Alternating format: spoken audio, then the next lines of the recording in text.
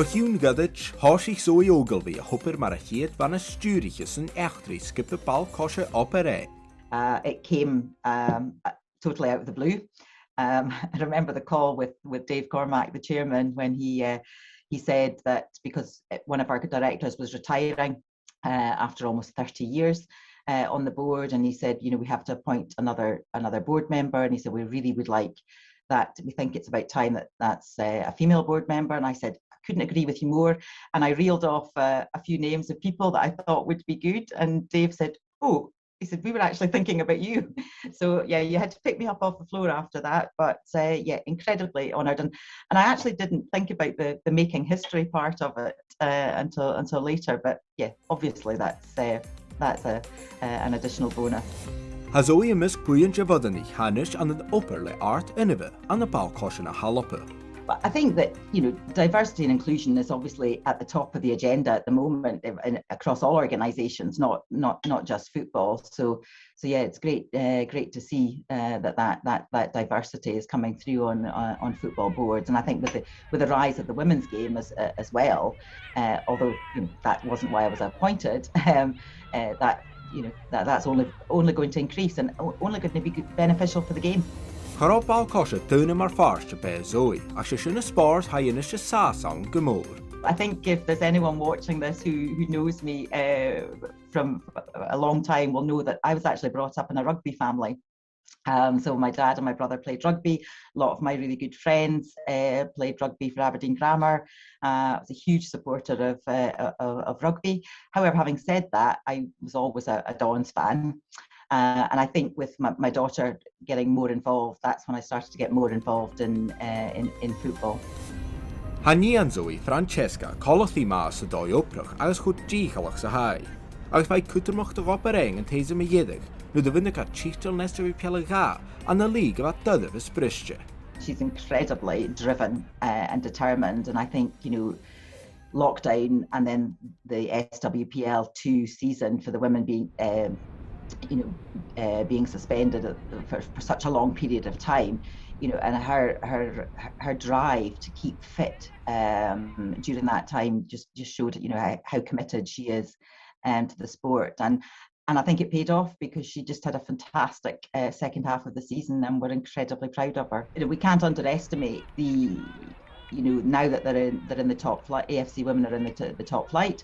They've done fantastically well to achieve back-to-back promotion, but they're going into a league where it's, you know, it is different. And I think that what is difficult for a lot of the teams in that league is that the sort of split between, you know, professional and still almost, you know, part-time or not professional. And you know, it's up to Aberdeen Football Club to invest more in the women, but of course that requires us to find more revenues, to find more sponsorship, and I think you know, hopefully we'll find the right amount of sponsorship, and I think you know, as the profile of the game increases, and as I said earlier, as people are more supportive of that diversity and inclusion agenda, then hopefully we're going to be able to attract some sponsorship and really invest in AFC women.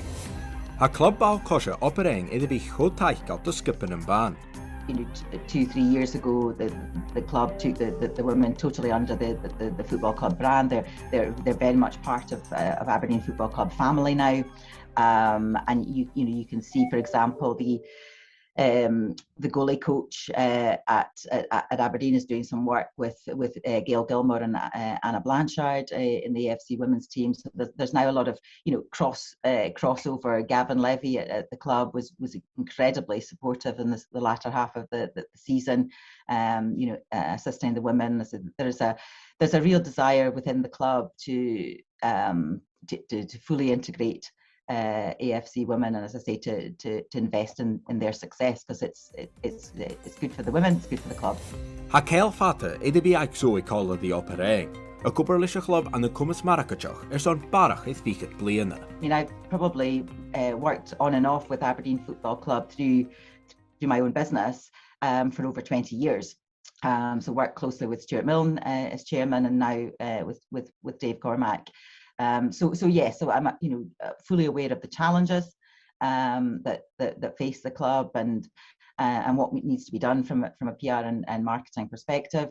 And obviously, I'll stick to what I know, and will hopefully bring my expertise and perhaps a fresh perspective to things. The club has made huge strides in its PR and marketing in recent years. I think that particularly during lockdown, we as a club, we really showed that we were at the heart of the community. So there was this recognition that whilst football was suspended, the club could do something positive in the community. So we developed the Still Standing Free campaign, and that campaign was about reaching out to our fans. So checking in, welfare calls. So we had a huge call centre behind the teams that was making sure fans were coping with lockdowns. Still Standing Free also involved food deliveries, and we supported thousands of families up and down the northeast. For me, one of the things I'm most passionate about is that using the power and of the AFC brand or any football club brand and the passion for football.